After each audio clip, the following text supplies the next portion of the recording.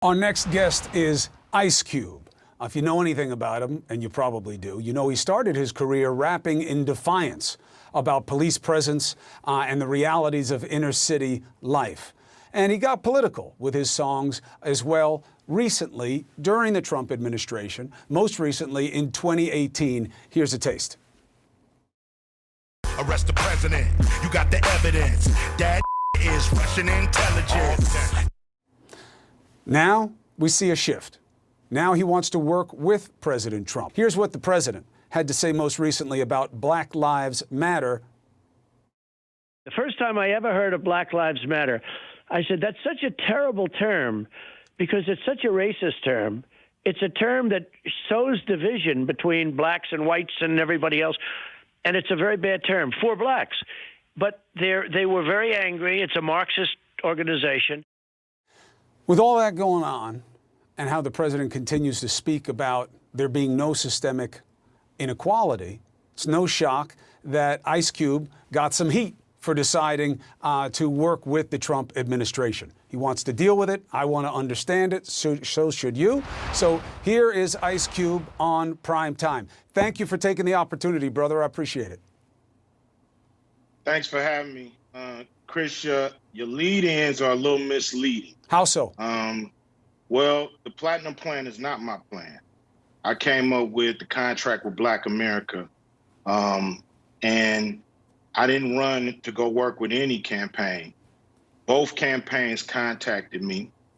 Both campaigns wanted to talk to me about the contract with Black America. One campaign said, we love what you have, but let's really dig into it after the election. And one campaign said, we love what you have. Do you mind talking to us about it? And that's what I did. So I didn't run to nobody. And so that was real misleading to me. Well, I didn't say you ran to anybody. I said that you had taken a pivot. Well, you said I ran over to the Trump team instead of the Biden team. That's just not true. Well, but you are working with the Trump team instead of the Biden team, and people are giving you heat for it. What do you say to them? Well, I'm willing to work with both teams, but I'm just working with whoever is willing to work with me.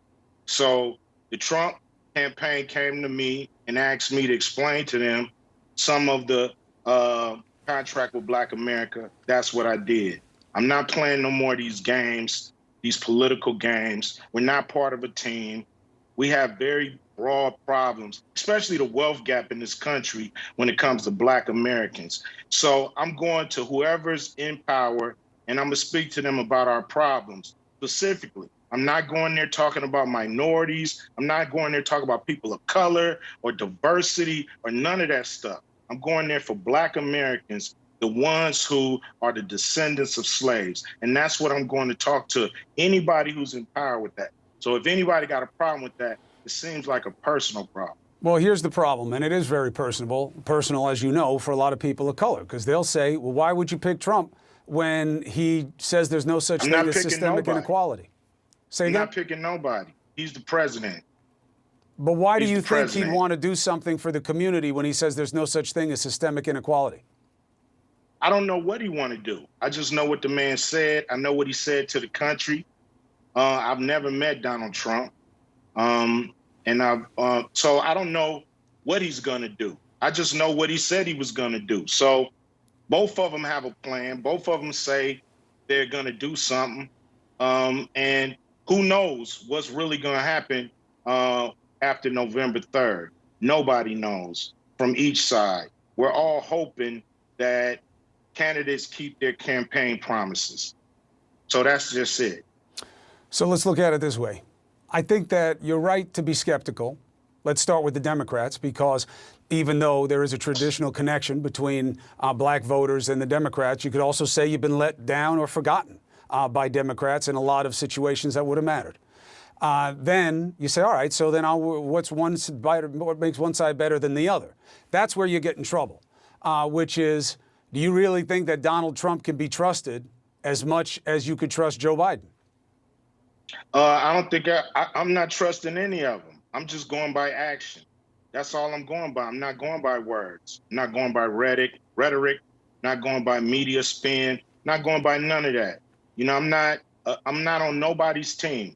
All I'm right. not on Team Blue, not on Team Red. So then I have I'm an that independent wrong. person. Hold So- on, I'm an independent person, and I believe that's what Black people need to do is become independent, and we need to get something for our vote. You know, that may not happen, but it's gonna happen. It's got to happen. It's got to happen. Nothing changes if nothing changes. Look, if I had brought you here to fight with you, you would have known it. What I'm saying is, I think I did get it wrong, and I want to make sure I get it right. So saying you're working with the Trump team is wrong. What you did was, when they asked to talk to you about it, you said yes. If Biden had asked to talk to you about it now, you would have gone to them the same way. It's not about you choosing anything. It's you working with everybody who's got a chance of doing anything. I'm right? working with whoever's in power. Yeah, I'll work with both. Whoever's in power, I'm going to work with. So whoever wins, they'll hear from me. Okay, so You know, I'm glad you frequently. came to clear it up. So Ice Cube is not with the Trump campaign. He's just given his ideas, and anybody who wants to do something with him, fine. Do you believe they are doing anything with your ideas? I believe, you know, they looked at the contract with Black America and they updated their plan, but it's their plan. You know, I have my plan. My plan is broad. It goes beyond the public sector. It goes into the private sector, banks, you know, even the movie industry. So we got to deal with a lot of different, I think, companies, corporations, and even government when it comes to solving this problem. I believe it's a bipartisan problem. I believe it's a bipartisan problem when it comes to the issues, when it comes to Blacks in America and what's going on. It's not a Democrat problem. It's not for them to solve. It's not for the Republicans to solve. It's for both of them to solve. They do it when it comes to debt ceiling. They do it when it comes to getting us in wars. They seem to come together when it's something that really affects America. And I don't think nothing affects America more than the situation that Black Americans find ourselves in. This country is coming apart at the seams, and it's not going to come together after January 3rd, no matter who's the president, unless we deal with this wealth gap.